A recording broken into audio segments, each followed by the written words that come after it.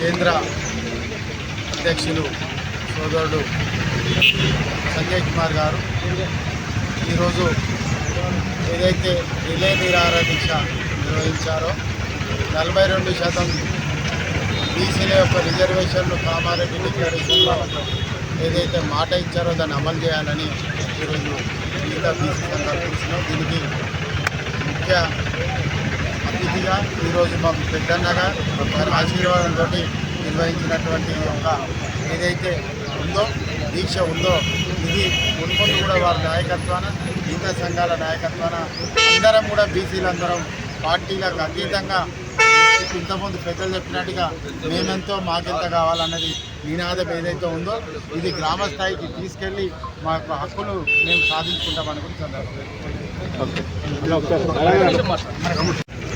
తెలంగాణ రాష్ట్రంలో ఇవాళ రాష్ట్ర ప్రభుత్వంలో ఉన్నటువంటి పార్టీ ఎన్నికల సమయంలో బీసీల ఓట్ల కోసం బీసీలకు ఇచ్చినటువంటి హామీలు 18 అంశాలతో కూడినటువంటి కామారెడ్డి డిక్లరేషన్ను అమలు చేయాలని చెప్పేసి బీసీ ఆజాద్ యూత్ ఫెడరేషన్ సంఘం పక్షాన మేము పోరాటం చేస్తూ ఉన్నాం. గతంలో కూడా ఏదైతే బడ్జెట్ విషయంలో 20,000 కోట్లు ఇస్తానని 9,000 కోట్లు ఇచ్చిందో అప్పుడు మోసం చేసినప్పుడు పోరాటం చేసినాం. కులగణన చేయాలనేటువంటి డిమాండ్ మీద ఆమరణ దీక్ష చేసినాం. ఇప్పుడు రాష్ట్ర వ్యాప్తంగా సత్యాగ్రహ దీక్షలు చేస్తూ ఉన్నాం. ఏదైతే 42% వాటాను మీరిస్తా అన్నారు. మేము అడిగితే జనాభాలో మేము ఎంతున్నామో మేము అంత అడుగుతాం, కానీ మీరు ఇస్తా అన్నటువంటి వాటాను అమలు చేసేదానికి కాంగ్రెస్ పార్టీ చిరతతో లేదనే విషయాన్ని ఇవాళ మనకు అర్థమవుతా ఉన్నది. ఎక్కడ కూడా వారు స్పష్టం చేసినటువంటి దాఖలాలు లేవు. కాబట్టి ఇవాళ రాష్ట్రంలో ఉన్నటువంటి 33 జిల్లాల కేంద్రంగా 119 నియోజకవర్గాల్లో కూడా బీసీల యొక్క పోరాటాన్ని ఉధృతం చేస్తూ ఉన్నాం.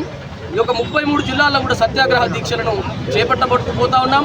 ఒకవేళ కాంగ్రెస్ పార్టీ కనుక బీసీలను మోసం చేస్తే రేవంత్ రెడ్డి గారు రెడ్ల సర్కార్ నడుపుడే తనకు ఇష్టమై ఉండి బీసీలను వంచిస్తే కనుక బీసీ బిడ్డలుగా పోరాట స్ఫూర్తి ఉన్నటువంటి బీసీ బిడ్డలుగా చూస్తూ ఊరుకోమని చెప్పేసి ఇది ఒక సందర్భంగా మీడియా పక్షాన ప్రజలకు తెలియజేస్తూ ఇవాళ రాష్ట్రాన్ని కూడా మేము ఇలా శాంతియుతంగా పోరాటం చేస్తూ ఉన్నాం. మా కడుపులు మార్చుకుంటున్నాం, కానీ రేపు మీ కడుపులు మార్చే పరిస్థితి తెచ్చేదంతా కూడా బలం మా దగ్గర ఉన్నది. తెగించి కొట్లాడితే బిడ్డ బీసీల యొక్క ఉద్యమ ప్రళయంలో రేవంత్ రెడ్డి కొట్టుకపోక తప్పదు. కాబట్టి ఆ పరిస్థితి రాకముందే బీసీలకు ఇచ్చినటువంటి హామీలను అమలు చేయాలని చెప్పేసి మేము డిమాండ్ చేస్తూ ఉన్నాం. లేని పక్షంలో తెలంగాణ ఉద్యమాన్ని కల్పించే విధంగా బీసీల పోరాటాన్ని అడుగడుగున చేస్తాం. మంత్రుల ఇండ్లు ముట్టడిస్తాం, ఎమ్మెల్యేల ఇండ్లు ముట్టడిస్తాం, ముఖ్యమంత్రి క్యాంపు కార్యాలయం ముట్టడిస్తాం. తెలంగాణ కొరకు ఎట్లయితే పోరాటమో అట్లా బీసీల కోసం పోరాటం చేస్తాం. కాబట్టి ఆ పరిస్థితి రాకముందే మంత్రివర్గము డెడికేటెడ్ కమిషన్ పెట్టిరు.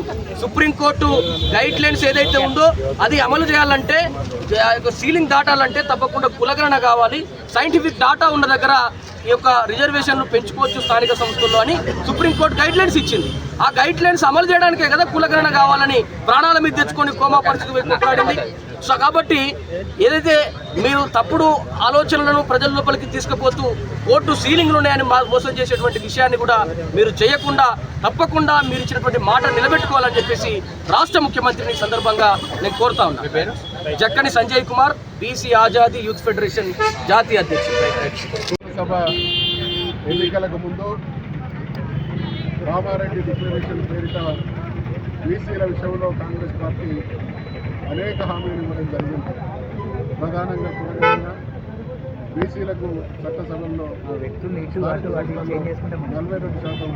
రిజర్వేషన్లు, దాంతోపాటు బీసీల అభ్యున్నతి కోసం 5 సంవత్సరాల కాలంలో 1,00,000 కోట్లతో సంవత్సరానికి 20,000 కోట్ల రూపాయలు ఖర్చు చేసి వాళ్ళ అభివృద్ధి కార్యక్రమాలు చేపట్టడం.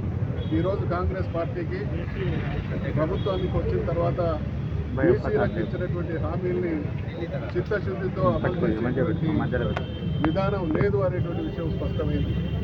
కులగణన విషయంలో రాజకీయ పార్టీలుగా సంస్థలుగా అనేక మంది ఉద్యమిస్తే కోర్టు ఇన్వాల్వ్ అయితే మాత్రమే బీసీ కులగణన కార్యక్రమాన్ని చేపట్టడం జరిగింది. స్థానిక సంస్థల్లో రిజర్వేషన్ల విషయంలో ఇటీవల జరిగినటువంటి శాసన మండలి సమావేశాల సందర్భంగా ఈ విషయాన్ని మేము ప్రశ్నిస్తే సుప్రీంకోర్టు రెస్ట్రిక్షన్ 50% ఉంది అనేటువంటి మాట చెప్పి వాళ్ళు ఇచ్చినటువంటి హామీని తుంగలో దొక్కేటువంటి దుర్మార్గానికి కాంగ్రెస్ ప్రభుత్వం ఒడిగడుతున్నట్టు కనబడతా ఉంది. ఆ సందర్భంగా మేము ప్రశ్నించడం జరిగింది. సుప్రీంకోర్టు డైరెక్షన్ మీరు ఎన్నికల మేనిఫెస్టో చెప్పిన తర్వాత ఉందా, ఎన్నికల మేనిఫెస్టోలో చెప్పే నాటికే ఉందా అనేటువంటి విషయాన్ని ప్రశ్నిస్తే దానికి సమాధానం లేదు. కారణం సుప్రీంకోర్టు డైరెక్షన్ ఏనాటి నుండో ఉంది, కానీ అది ఉన్నప్పటికీ మేము అమలు చేస్తామనేటువంటి హామీ ఇవ్వడం జరిగింది. అంటే బీసీలకు మోసం, ద్రోహం చేసేటువంటి చర్యలో భాగమే. బీసీల విషయంలో వాళ్ళు ఇచ్చినటువంటి ఏ ఒక్క హామీ కూడా అమలుకు నోచుకోలేదు. 20,000 కోట్ల సంవత్సరానికి ఇస్తామన్నటువంటి దాని విషయంలో కూడా వెనుకడుగు వేయడం జరిగింది. బీసీల ప్రయోజనమే తెలంగాణ ప్రజల ప్రయోజనం కాబట్టి ఏ విషయంలో చూసినా కూడా కాంగ్రెస్ ప్రభుత్వం 2 నాలుకల ధోరణిని కనబరుస్తూ ఉన్నది. అందుకనే మళ్ళీ తెలంగాణకు సంబంధించినటువంటి అనేక బీసీ సంఘాలు ఈరోజు ఇక్కడ ఉండేటువంటి మా యువమిత్రులు కూడా ప్రభుత్వం మీద ఒత్తిడి తీసుకురావాలి. ఈ రాష్ట్రంలో గడిచిన కాంగ్రెస్ ప్రభుత్వాల హయాంలో ఏ రోజు బీసీల ప్రయోజనమైన ప్రజల నుంచి వచ్చినటువంటి ఒత్తిడి మేరకే కొన్ని సమస్యలు పరిష్కరించబడ్డాయి. కానీ వాళ్ళుగా ఏనాడు చిత్తశుద్ధితో బీసీల విషయంలో స్పందించడం లేదు అనేటువంటి విషయాన్ని ఈసారి ఈ ఉద్యమం ద్వారా కూడా మళ్ళీ మేము ప్రభుత్వ దృష్టికి తీసుకొస్తా ఉన్నాం. భారతదేశం అంటే బీసీల దేశం, ఎస్సీల దేశం, ఎస్టీల దేశం, మైనార్టీల దేశం. బీసీల ప్రయోజనాలకు ఒకవైపు విఘాతం కలిగిస్తూ బీసీల విషయంలో 2వ శ్రేణి పౌరులుగా చూస్తూ దేశం అభివృద్ధి చెందలేదనేటువంటి మాట మాట్లాడడం అంటే పాలక వర్గాల నిర్వాహకం వల్లనే భారతదేశం ఈనాటి కూడా అభివృద్ధి చెందుతున్న దేశంగా ఉన్నది. నిజంగా చట్టసభల్లో కానీ సృష్టించబడినటువంటి సంపదలో ఈ వర్గాలకు సముచితమైనటువంటి న్యాయం జరిగి ఉంటే, వాటా దక్కి ఉంటే ఖచ్చితంగా ఈ శ్రమజీవులు ఈ దేశాన్ని ప్రపంచ దేశాలతో పోటీపడి అగ్రదేశంగా తయారు చేసేవాళ్ళు. వాళ్ళ శక్తి మీద, వాళ్ళ యుక్తి మీద, వాళ్ళు సృష్టించినటువంటి సంపద మీద వాళ్ళు వాటాదారులు కాకపోవడం వల్లనే ఈ దుర్మార్గం కొనసాగుతుంది. కాబట్టి మరి బీసీల నినాదం మేమెంతో మాకంతా. ఈ రాష్ట్రంలో కానీ ఈ దేశంలో కానీ బీసీలు 50-60% మధ్యలో ఉన్నారు. ఆ వాటా దక్కాలనేది మా డిమాండు. అయితే దీనికి భిన్నంగా ఆ పార్టీ ఎన్నికల సందర్భంగా స్థానిక సంస్థలు తెలంగాణ విషయంలో మాత్రం 42% హామీ ఇచ్చింది. కాబట్టి ఆ హామీనైనా నిలబెట్టుకోవాలనేటువంటి డిమాండ్ను ఈరోజు ప్రభుత్వం మీద ఒత్తిడి తీసుకురావడం కోసం ఈ దీక్ష కొనసాగింది.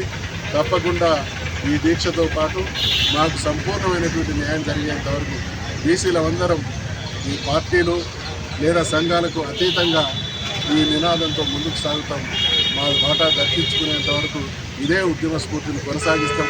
ప్రత్యేకించి తెలంగాణ విషయానికి వస్తే ఉద్యమించి పోరాడి త్యాగాలకు సిద్ధపడి తెలంగాణ సాధించుకున్నటువంటి ప్రాంతం కాబట్టి ఆ స్ఫూర్తితోనే బీసీలకు జరగాల్సినటువంటి న్యాయం విషయంలో కూడా ఆ పందాతో ముందుకు సాగి పాలక వర్గాల చేత మాకు న్యాయం జరిగేంత వరకు మేము ప్రశ్నిస్తూనే ఉంటాం, ప్రజలను చూడగలుగుతాం, నిలదీస్తాం, అనుకున్నది సాధిస్తాం.